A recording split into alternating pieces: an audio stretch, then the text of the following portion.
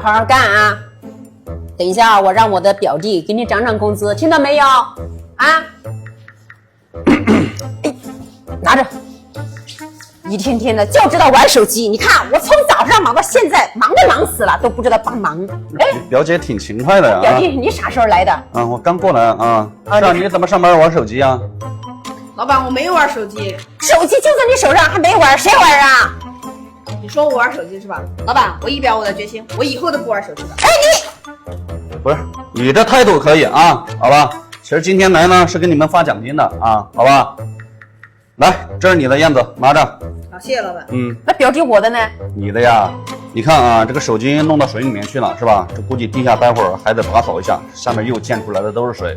然后我问你啊，你看过那个熊大熊二了没有？看过呀。看过啊，你回头找光头强去领去啊。